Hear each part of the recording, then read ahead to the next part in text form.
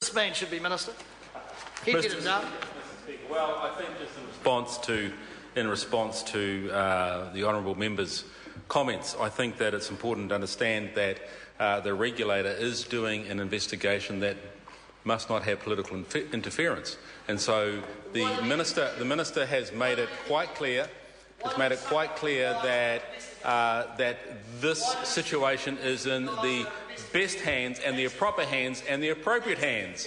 And, sir, I believe that in due course we will hear back from the Commerce Commission. Sir, the Commerce, Cartel and Other Matters Amendment Bill here in its second reading, one of these bills that was full of complexity, because on the one hand we want to allow pro-competitive collaboration between firms, but on the other hand we want to deter anti-competitive hardcore cartel conduct. And so we want to encourage that sort of cooperation where firms can work together, and I think the underlying test is that it must be of benefit to the consumer and not have predominant benefit to those who collaborate. Obviously, in collaboration there is benefit. But, sir, in terms of competition, we know that competition is a process of rivalry between firms. Firms compete on the basis of price and quality to sell products to customers.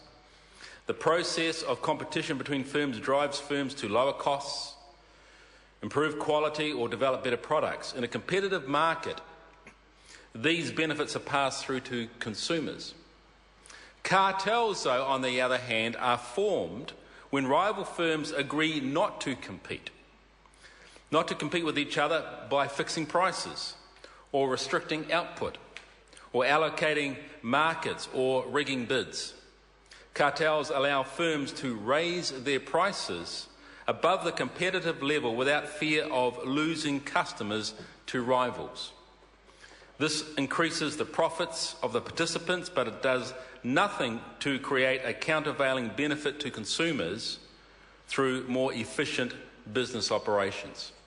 So those are the two positions that the Commerce Committee investigated and heard through submissions that came to our committee, 16 submissions in all, even though 41 were submitted.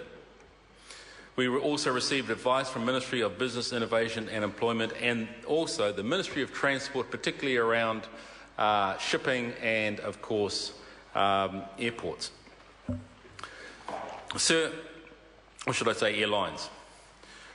Sir, one of the things that we have been relentless on is working through this whole suite of Acts of Parliament that have needed to be updated in order to be fit for purpose for a modern growing economy. This one is very important because we know that in our economy, if we can strip out unnecessary costs, then the benefit that's going to come through to our economy is going to translate into businesses being able to afford to employ more people, to be able to give a stronger and more secure future for their employees, because the margins of their profitability will increase. So it's important that as companies look at their bottom line, that we have an environment where competition causes them to become more efficient. Because we compete not just here domestically, but we have to compete globally. We have to become a country that competes efficiently and effectively, and that we have companies that can compete against companies in Australia, in Asia, in North America and in Europe. And so if we are hampered and if we are held back by anti-competitive behaviour that continually inflates prices and makes the cost of business high, that's passed down to consumers, then what we're going to find is that the inefficiency in our economy is going to take away our competitive edge. We are a small nation. We are always faced with the tyranny of distance. We are an export nation. So the efficiency of our companies is paramount. Sir, in this bill, I believe that we have found a good balance between companies that can cooperate together, that can work knowing that they are all part of the supply chain of a product or a service, that they can work together, but they can do it in such a way that the consumer is benefited. And we also find the balance where we can identify those companies that are anti-competitive and have cartel behaviour. And the Commerce Commission is given a set of tools to be able to work in this particular area.